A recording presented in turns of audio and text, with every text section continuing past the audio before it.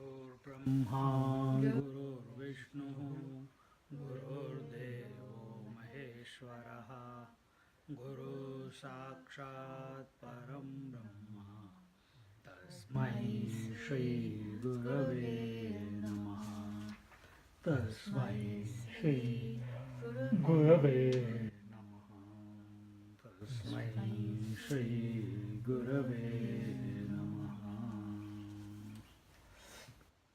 We are on page 750. Amrutanubhava recap. We are in the 24th wave, the nature of Paramatma Tattva. Here it says, that means what is the nature of the truth? The self is effortless, purposeless, meaningless, conscious, blissful existence. Where there is effort, individuality is born. Effortless existence is one's own essential nature. Therefore, spiritual sadhana, that is spiritual practice, consists of reducing effort and struggle, which only enhance and harden one's individuality. Every struggle only indicates that we have separated from our essential nature. Self is effortless existence.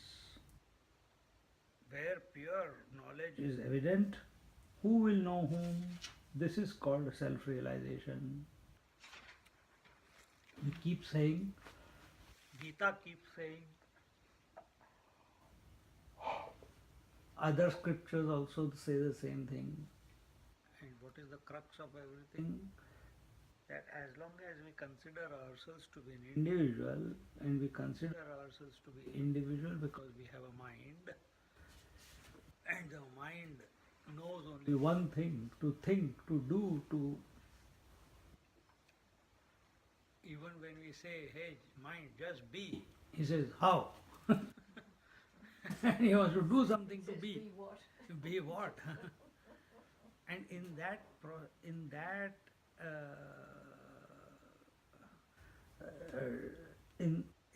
disposition, effort begins. And it's okay. Effort is there, but it must put efforts in such a manner that they dissolve themselves. And that will, as we keep saying again and again, and that happens only when we are the mind is extremely subjective. The mind is only thinking about the subject matter. It's thinking about the subject itself, knowing very well that it cannot think about the subject, and yet it thinks with faith. So whether you take Lord's name, or you keep contemplating on the nature of or the source, automatically the agitation of the mind settle down. Why do the agitations come in the mind? Only because of the effort that it is putting to become silent. See?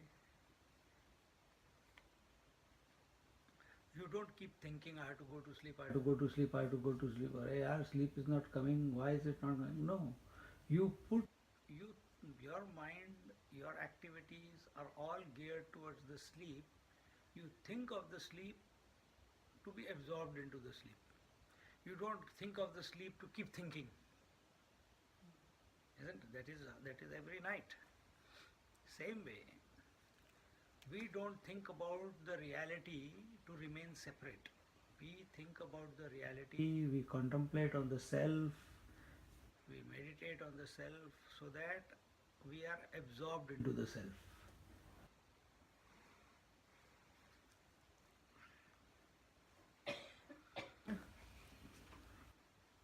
In the 25th wave, Having explained one cycle of creation and dissolution, the manifestation restarts. The pure self again expands as the world of names and forms and becomes the knower.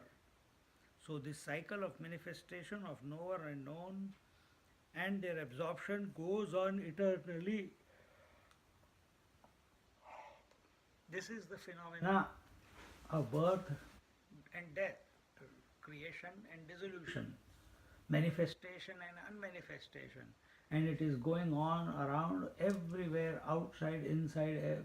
There is nowhere that this phenomena is not taking place. Ignorance cannot be the cause either of creation or of dissolution. This eternal game of knower known duality being eternally played on the pure consciousness is what Bhagavan Krishna refers to when he says, "Many births have I passed through, I know them all." This is the infinite expressing through the finitude and yet has not suffered the limitation of finitude. Just like the water itself is expressing as all the waves. Water itself is manifesting as all the waves. Waves are not separate to water. So where is the question of ignorance? It is its leela, it is its game. Whose game? The water's game. It is out of play, it is out of joy that it is manifesting as the waves. So also the Lord says that I manifest as this creation, I support as this creation, yet I am independent of this creation, because just like water, only a minuscule amount of water is appearing as the wave. The total waters are much more than all the waves put together. Similarly, the Lord is much, much more. To think that this phenomena which is going on is a product of ignorance is wrong. Why? In essence, just like every wave in essence is nothing but water, so also in essence you, me and everyone is a wave. Everything is a wave. Take it that way. The essence of everything is that infinite reality alone. In this way,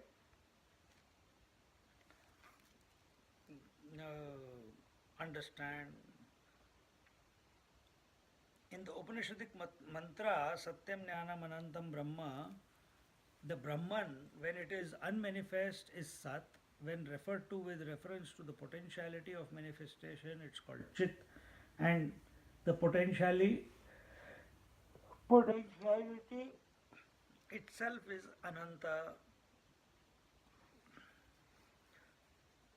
So when the Brahman, that means when the water is unmanifest, meaning unmanifest as wave, it is Sat, it is existence alone. Because you don't say water came and water went. No. You say wave came and wave went. So creation and dissolution is of the wave, not of water. Isn't it? So before the wave, what was there? Only existence. Isn't it?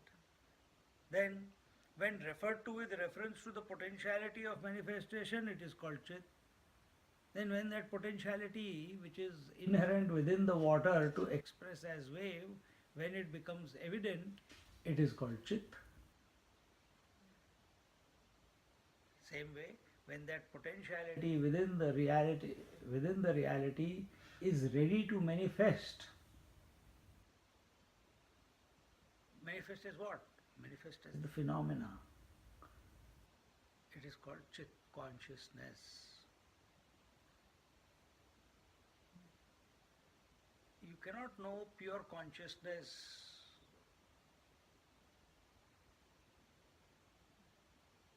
as such.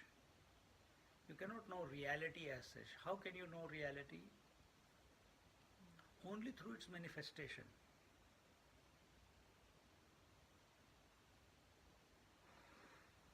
Think. Can you know reality without manifestation? Then what will you hold on to? Mind does. Oh, beyond thoughts. Beyond thoughts what? See? Yes, you are in meditation, you are in beyond thoughts. But when you are in meditation, what is there? Is there some object? Is there some being? Is there some. Nothing is there. Yet everything is there. It's a moment of deep bliss, which is unstruck, which is not a thought. That bliss is not a thought. Just like deep sleep is a deep silence and you are in bliss, but it is not a thought. So when you are asleep, you don't know you are sleeping. Then when you come to know that you are sleeping, that you had a wonderful sleep, the moment you wake up. So manifestation has begun. Of what? Thought. Of the phenomena. Similarly, the reality can be known only through phenomena. Otherwise it remains, even though it is ever present, it remains unknown in the relative sense. It remains unknown because it is beyond the mind, it is beyond the thought, it is beyond the word. You cannot grab it, you cannot apprehend it. Even the statement, never was the pure self absent, is foolish because time concept is not yet born. Time in where? In the reality, time is only a concept. And time only comes about when phenomena begins. If there is no phenomena, there is no time. It is because of I that there is a concept of time. I thought, the I idea that I am an individual. Time is for the individual. For the infinity, there is nothing called time. When Paramatma is described as eternal, it is merely an effort to explain the infinitude through the language of finitude. To say that Paramatma is everywhere, it is like saying that space is the reality. All these words are expressions of ignorance and not of reality. The light in the theatre keeps shining, whether there is performance on the stage or not. So also I, the Sakshi Chaitanya, the witnessing consciousness, have no value for any plane of consciousness. The presence or absence of the world does not influence the self. Every day from childhood till now, the waker, dreamer, deep sleeper with their respective worlds are coming and going, coming and going, coming and going. 365 days a year multiplied by 50, 60, 70 years. Huh?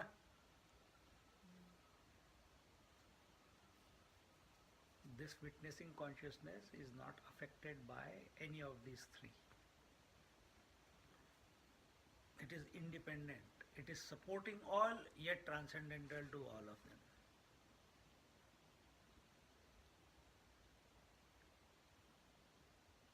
Because if it had value, if the witnessing consciousness had value, it would be attached to the waking plane. It will never go to sleep. It will never go to sleep.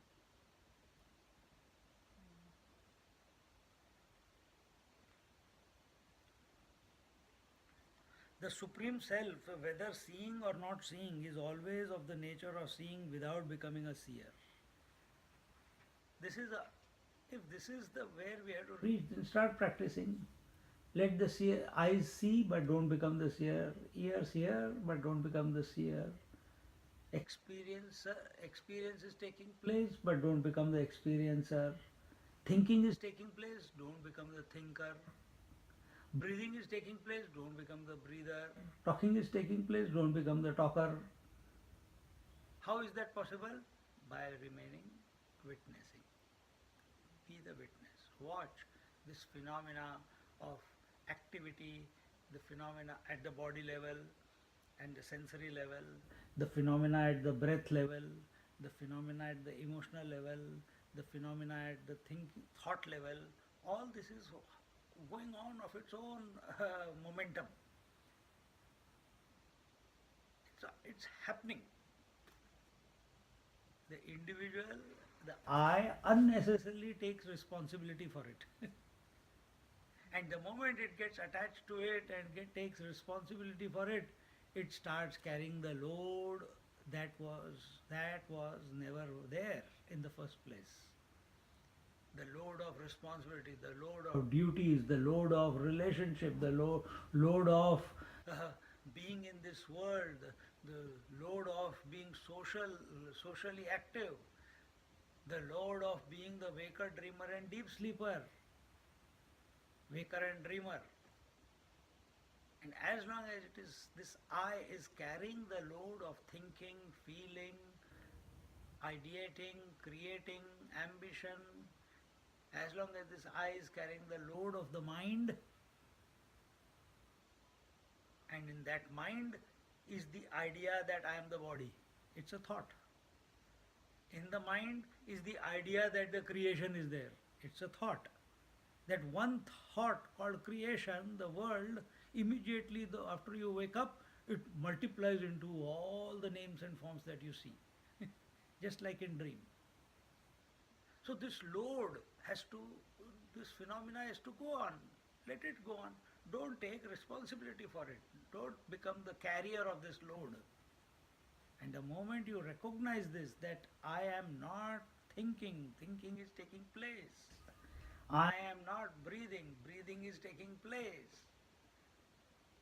I am not growing, growing is taking place. I am not diseased, disease is taking place. I am not healthy, health is taking place.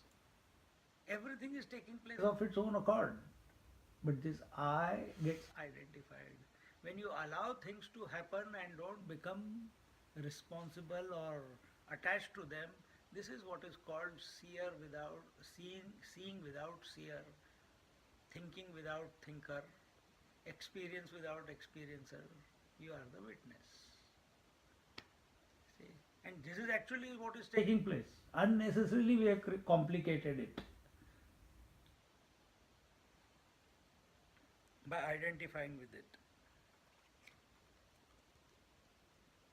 Where two birds on a tree are described in an allegorical way, one bird is the waker, the other bird is sleeping in the waking state because he is not awakened to the duality, although he is supporting it. He is not influenced by it. So,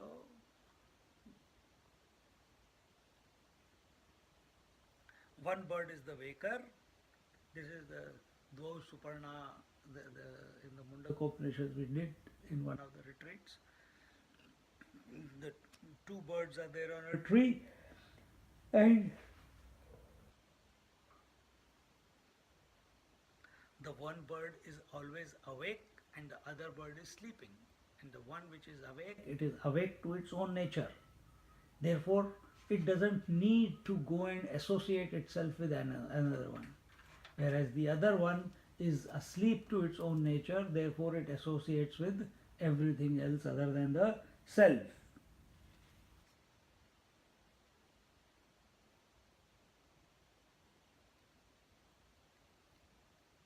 The other bird is sleeping in the waking state. What do you mean by sleeping in the waking state? It is awake to the objects of the world, but it is sleeping to its own nature. So what do we need to do in the waking state? Sleep to the world, but be awake to our own essential nature. And this is the mistake we are making.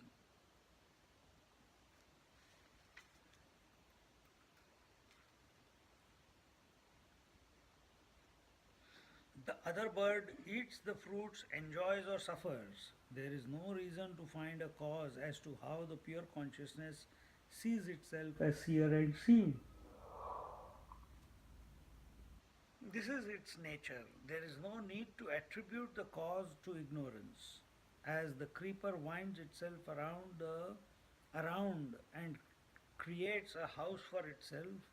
Creation exists without being created. The self has infinite potentiality to manifest effortlessly. See, what is thinking? Thinking is a phenomena which is taking place by itself. But the moment you identify with it, what are the thoughts that come? Oh, I think I'm getting dementia. I think I'm becoming forgetful. Why is this coming?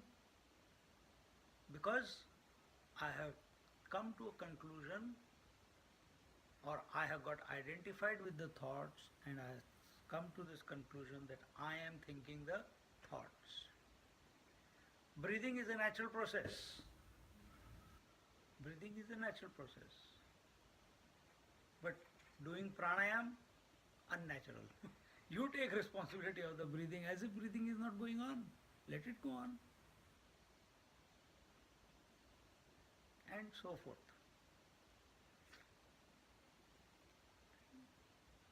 So the water's nature is to express as waves, manifest, unmanifest as waves. It is going on, but water is not affected by the wave.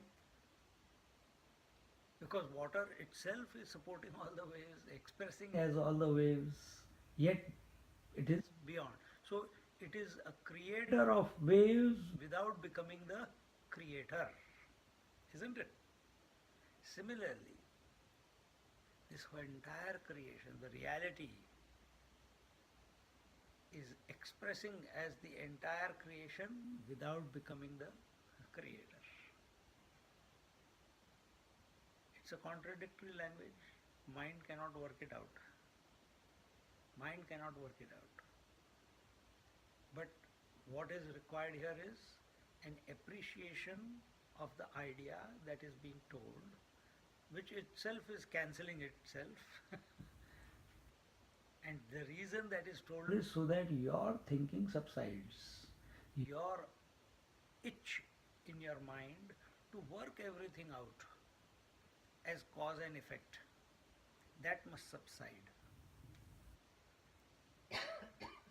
And until and unless this how, why, this is the reason we ask the questions, because we think for everything there must be a reason. There is no reason why this creation is taking place. It's joy. There is no reason why a wave is appearing on the ocean. It is the joy of the waters to express as waves without becoming the creator. Similarly, this entire creation that becomes available to you, manifests for you every morning. It's not coming from outside. Your mind has the self has manifested as this creation without becoming the creator. A realized master is abiding in that experience. We are struggling in that experience. And as long as we are trying to work it out, it cannot be worked out, we'll remain even more frustrated.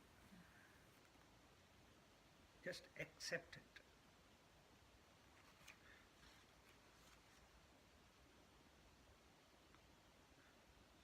Just like the ocean has infinite potentiality to manifest as waves, so also this reality, which is not other than the self, has infinite potentiality to express as all the names and forms. The infinite numbers of waker dreamers and deep sleepers. In the dream, just like that potentiality called the mind, has expressed as space, air, fire, water, earth, people, rivers, mountains, emotions, thoughts, birth, death, bodies, blinking of eyes, sneezing, coughing, eating. Everything is expressed. The mind itself has become everything. And when we wake up, everything goes back into the mind. So, because in the dream something was created, was it real? In the dream, when you are dreaming, that time it seems real, but when the dreamer wakes up, where has the dream world gone? If it was real, it must be somewhere. It came out of the mind, it goes back to the mind. Because it came out, mind did not become bigger, or mind, there was no loss in the mind. And because it dissolves back into the mind, the whole dream world, the mind doesn't become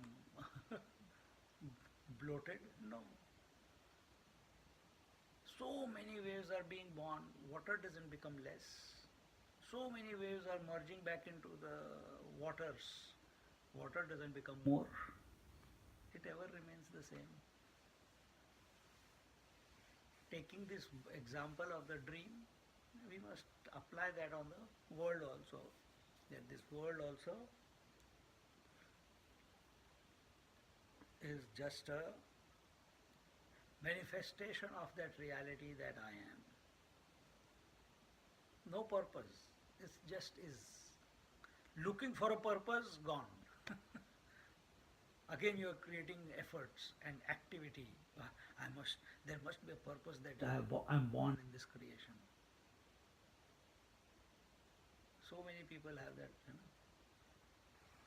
If at all there is a purpose, the purpose is to realize that you are the self which is manifesting without becoming the creator, is creating this whole creation. Oh, that's a big task. Because you cannot get to that point by thinking. You have to drop all thinking. That is the biggest challenge. How to drop thinking.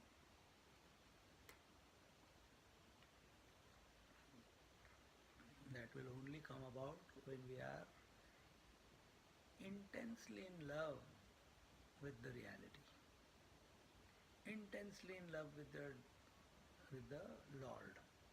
Just like every night we are intensely in love with the sleep. If you are intensely in love with the world, then you will never sleep. But it is not so. You go to sleep. Why? Because you get tired of the world. Therefore you go to sleep. When you get tired of the sleep also, why you don't want temporary bliss, you want permanent one.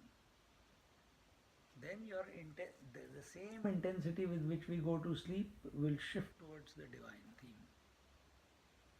And you will allow that divine to possess your mind and intellect. And in that devouring of your mind and intellect, he will divinize your mind and intellect.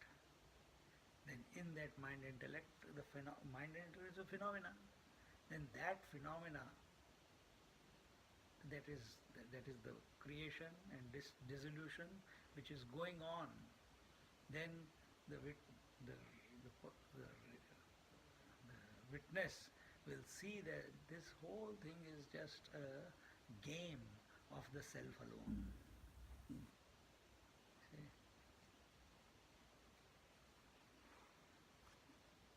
In the 26th wave, the nature of manifestation, Atman, the reality, exists even in the disappearance of the world. Even the seer-seen relative manifestation appears on the pure self only for a short while. In reality, other than the pure self, nothing else is. From the point of view of wisdom, the seer-seen do not exist. From the point of view of seer or seen, as independent of each other, they cannot exist. In short, the seer-seen cannot exist. We'll go take it through. From the point of view of wisdom, meaning from the point of view of the infinite reality,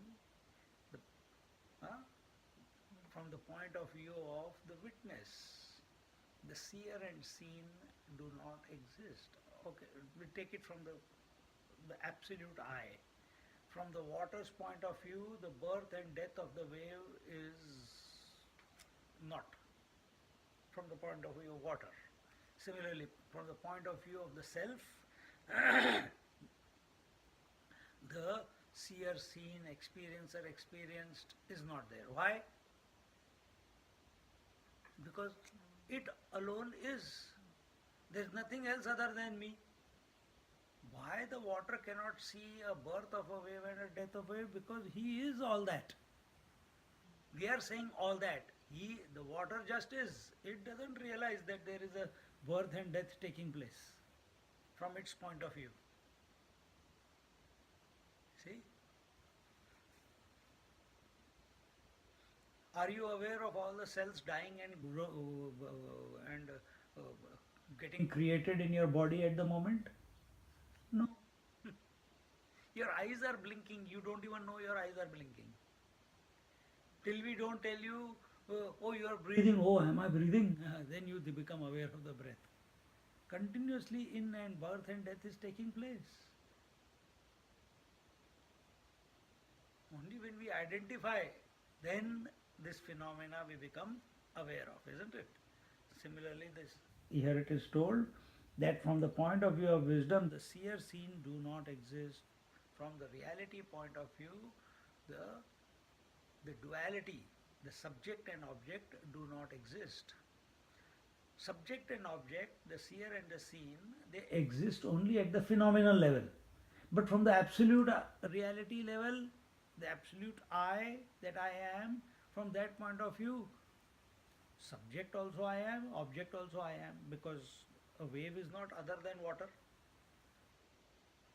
So, if I am the subject, I am the object, do I need to say that there is subject and object? No. I am, that's it, story over. And that is also not a thought. From the point of view of the seer or seen as independent of each other, they cannot exist. Subject and object cannot exist independently. Subject is dependent on the object and object is dependent on the subject. I am the seer, you are the seen. If you are not there, how can I see? I am taking you as an object, take any object that is perceived. And if there is no object, there is no need of having a seer also. So these both are a part of the phenomena, existing in their own absence, the seer and seen, or the subject and the object. So this is the second statement. From the point of view of the seer or seen as independent of each other, they cannot exist independent of each other. Seer is dependent on seen, seen is dependent on the seer. Experiencer is dependent on experienced, and experienced is dependent on the experiencer. In short, subject is dependent on object, object is dependent on subject. And see what we are trying? We consider ourselves to be the body and we want to become independent of the body. It is not possible. It has to dissolve. This idea that I am the body has to dissolve first in order to realize yourself.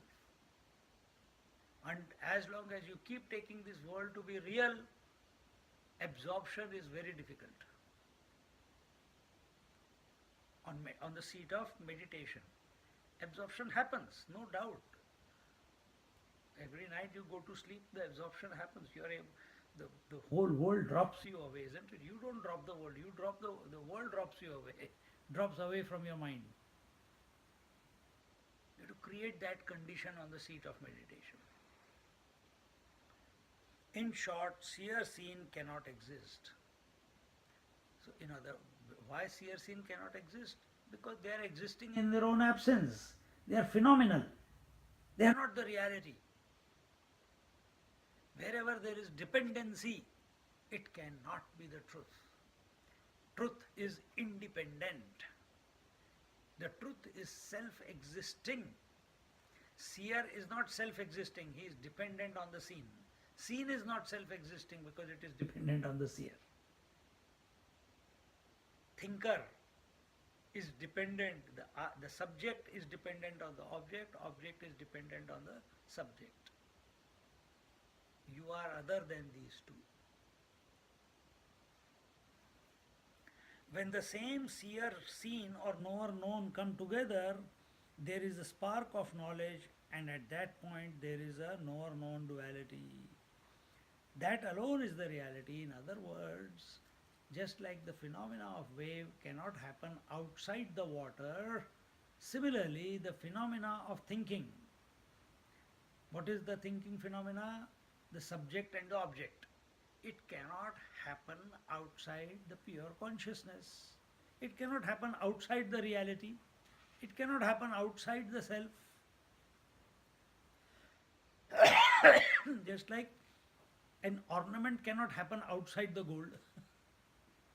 Wave cannot happen outside the waters. Similarly, this phenomena of subject and object cannot happen outside the self, outside the self slash reality. Therefore, because it can, just like wave cannot happen outside the water, and the wave is nothing but water, then what is the phenomena? The phenomena is because our attention is on the beginning and end of that water. See? But it is water, the wave is water. Similarly, this wave of subject and object, which creates one thought wave, then second thought wave, then third experience, then third knowing, all this is nothing but a reality. But our attention is on the beginning and end of a thought. That is why all the problem. Don't give value to the thought, and there you are. That is I, which is present in the presence as well as the absence of the object of knowledge. And we know, if the thought is there, I am observing the thought. When the thought has gone away, I am still there. I have not vanished. Thought has vanished. Be that. The mind is emptied of knower known duality. Where there is seeing, there is no seer seen. The seer seen duo gets negated into nothingness, zero, which means absence. If there is, so the more we remain in this witnessing attitude that everything, the phenomena is coming and going, the phenomena will dissolve itself. For it will not permanently dissolve itself. It will not, phenomena will never permanently dissolve itself. But we know right now, between every thoughts there is a gap. There is silence, there is emptiness, there is zero mind, there is unmanifestation. We may extend it a bit longer if we think more calmly and think of the truth. Like we go to sleep. See, if we have slept for 3, 4, 5, 7 hours, for 7 hours our mind was, it was a big gap. So you went to sleep with the thought, I want to sleep, and then that thought concluded because you went into the mind became unmanifest. For 7 hours it was unmanifest, and then it woke up. So this seemingly very minuscule gap between two thoughts was extended or elongated to 7 hours in sleep. Do the same thing in the waking state, on the seat of meditation. Okay?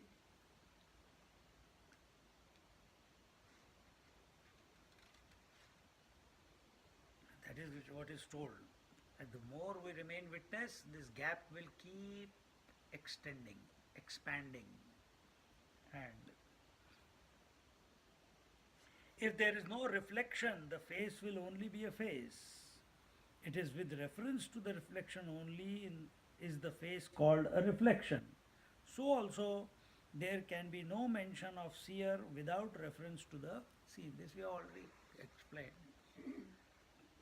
Because you can't see a face in the mirror, because there is no mirror,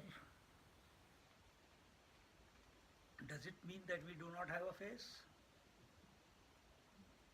Then when do we see a face? in the reflection. So this is the reflection, isn't it? So when do we, because that self is reflecting in the mirror of the mind as the seer and seen, as the thought. So that thought is a reflection. But are you not in spite of the reflection? You are. Because in deep sleep there was no reflection, you still were. Between the two thoughts in your mind, there is no reflection, you still are. Isn't it? Think in this way that you are the permanent principle. You have never become anything. You have never, you are beyond the past and the future, present and the future. You are beyond the waker, dreamer, deep sleeper.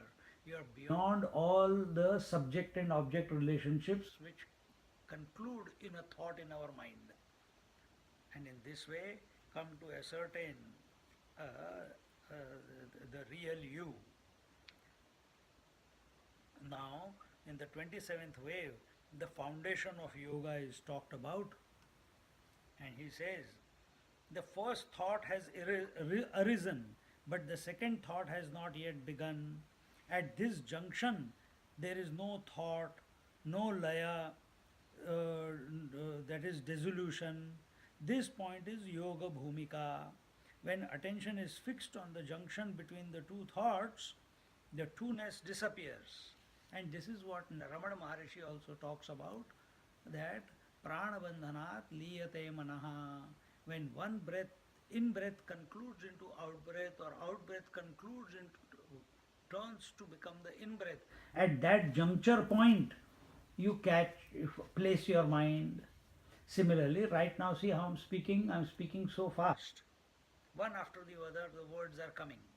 But when you are doing the japa, when we are chanting the name of the Lord, when we are thinking, contemplating on some idea, we slow down our mind. With the chanting of the name of the Lord, our mind slows down. As it slows down, don't focus on the thought. Focus on where the one thought ends for the next thought to begin. That will elongate the gap. That will elongate the gap. So also the seer and the seen become one in seeing without a seer. So before I was chanting the name of the Lord, and my attention is, I am the chanter and the name is the chanted, and therefore the thought is appearing in the mind. But my attention is on the juncture between the two names of the Lord. At that point, the chanter and the chanted merge into one.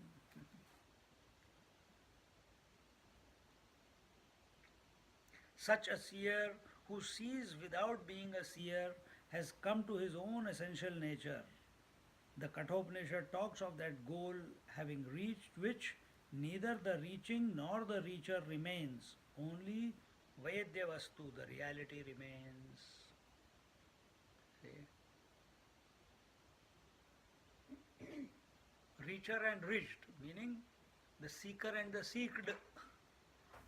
There is nothing to seek because there is no, because everything is that reality. But in the phenomena, because our attention is on some purpose, on some destination, on some doing, therefore I am the seeker and realization is the sought. But when you come to be the seeker, the subject, sought, normally in the relative world, sought is something else outside. But here on the seat of meditation, what you are seeking is the subject only. So the subject is seeking the subject. And how is the subject seeking the subject? Through the thought. Through the thought, very good. Through the thought. When this dawns on the seeker, that, man, I am unnecessarily creating a distance between the subject and the object. Why? I am the subject, the seeker, and I am seeking the object called the seeker only. Then why am I thinking about it? I am already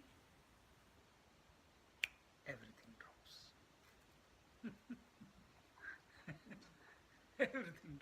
But this has to happen. It cannot happen by merely reading. It has to it has to happen to you on the seat of meditation or wherever. In your contemplation, this must come about. Every contemplation must lead you to this conclusion, which is a conclusionless conclusion. Then the real beginning happens.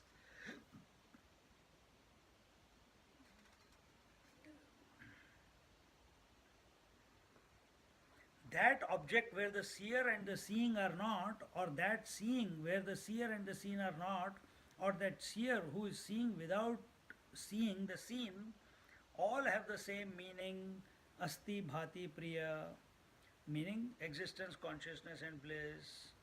When sadhana is Vedya Vastu oriented, the astitva, existence principle is being invoked. When importance is given to the experience, the chit or bhati aspect is being focused. And when the sadhana is predominantly tvampada oriented, meaning on something else, the self, the subjective oriented, the priya vastu is being given attention. From whichever point the truth is approached, asti bhati priya or sat chitananda, that point is called yoga bhumika. But this clarity in the mind should be there, that whether I am thinking right now, whether I am talking right now, whether I am listening right now, whether I am meditating right now, whether I am sleeping right now, I am waking right now, I am dreaming right now, all this is nothing but the self. That disposition is very important. Rather than getting lost in the objectivity, rather than getting lost in the thinking, be the subject, be the witness. One wave has subsided, another wave has not yet risen. At that juncture, it is water alone. So, one breath has begun, the other breath has not begun. At that point, the self is alone. It neither the breather nor the breathed. When the one thought has subsided and the next one has not arisen, at that point the thinker and the thought both are merged, both are absent. The subject and object are absent at that moment. Then what is there? The self alone is there.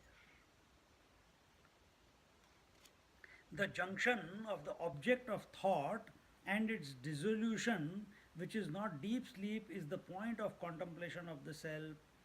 When one is in the waking plane and is blind to the differences, such a blind individual is called an awakened seer. Blind to what? Blind to the phenomena, blind to the world, blind to the mind.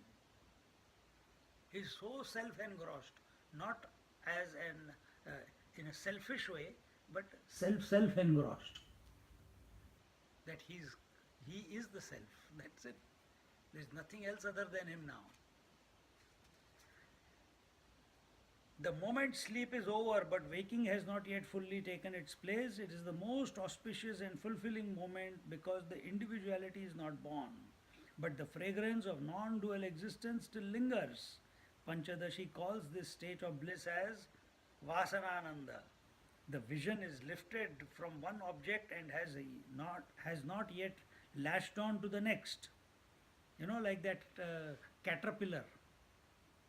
When it lifts it, it is still in the air. It has not caught the next place to place its feet in order to move.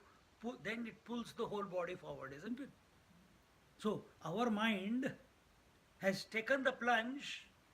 It has not held anything, and it has got nothing to hold on at the back also. Like that. The vision is lifted from one object and has not yet latched on to the next. It is suspended. So the drishti is without drishya. That means the seer is without the seen. Therefore, the three sandhyas, the morning, noon, and evening, that is the juncture period when the sun night is becoming the day when it is in the midday, and in the evening when the day is becoming the night. These are three auspicious moments when the nature is helping us to catch the, or not catch, be the truth, are important, and a spiritual seeker would do well to utilize these points of yoga bhumika to the fullest. The junction between the two manifestations is untouched by any manifestation. Every experience trio begins from I, it comes out of I, and it is in I alone. So out and in have no meaning with reference to manifestation. We can continue this in our next class because it will become too much. Too much data is also not good. So today we understood what? What did we understand? That we cannot understand. No, I understand that there's some real deep stuff in there. Yes. It's not deep stuff again. Oh, Yes, no doubt it is deep stuff. Because we are still individuals wanting to be the infinite. And as long as that idea is there, so it is very deep stuff, of course. But at the same time, there is no deepness. It boils down to simplicity, Absolutely. but we want things to be. We're trying to sort out difficulties that really don't exist. Really don't exist. I think that. Well, I shouldn't. The thinking is happening. No, but that's. Because our focus is on relative. What is relative?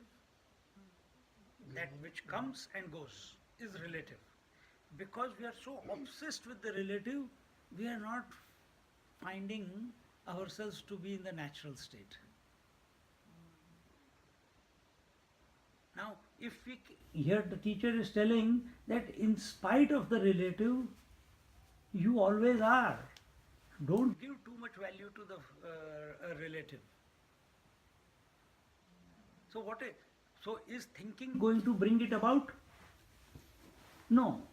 You have to, the techniques, this is not first time it is coming in this Amrutanubhava. Before also when we did the Vaikhari Madhyama Pashyanti Para, there also it came. In Panchadashi so many times it has come. Merely thinking and questioning is not the conclusion.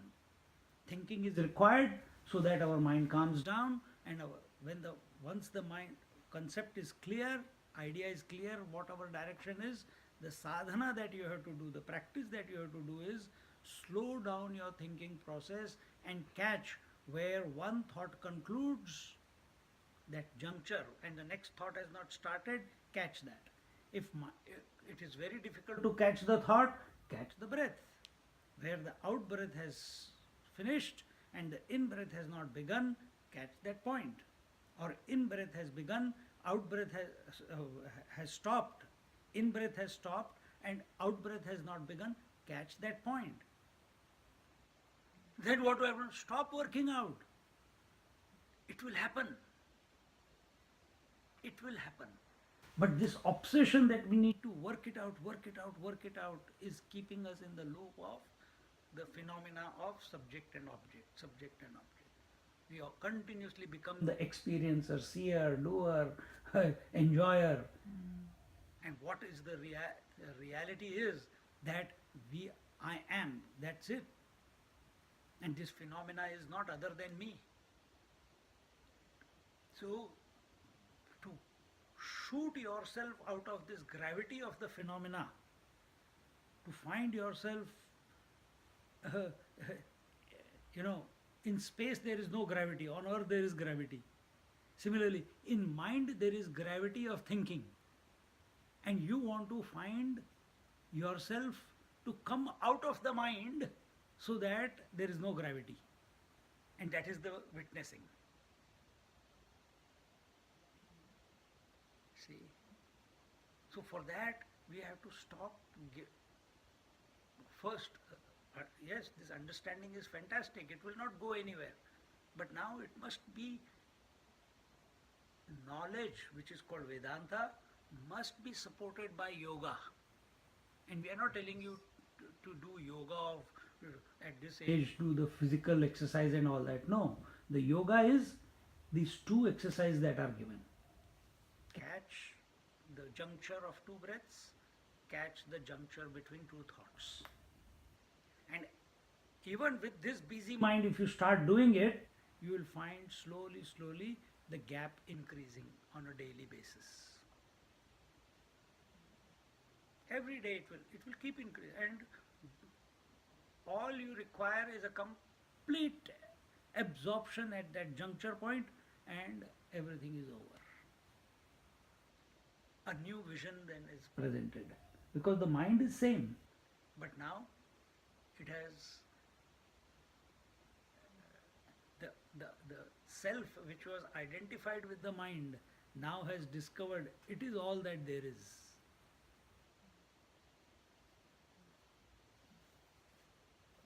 So just like when the clouds are covering the sun, there is no sunlight or less sunlight. When the clouds have moved away, the sun with its sunlight is in its glory. Same way, when all our, right now there are so many thoughts, the self is not able to shine its light. We are not able to see it. Even though it is there, we are seeing the thoughts in the light of the self only. But when the thoughts have subsided, when we catch that juncture point, the clouds have blown away. Then the self will shine with its full glory. Then how will you watch the thoughts? Just like now the sun is there, some thoughts, some clouds come and they go away. Sometimes they manifest and unmanifest, but the sun is shining. And you enjoy the clouds coming, making different shapes and going away. Same way, you will see the thoughts coming and dissolving away. It's just an idea I'm giving. Don't start imagining this is what is going to happen. Om Purnamada Purnamidam Purnat Purnamudachyate Purnasya Purnamadaya Purnamevavashishyate. Om Shanti Shanti Shanti. Harihi Om Shri Gurubhyo Namaha. Harihi Om.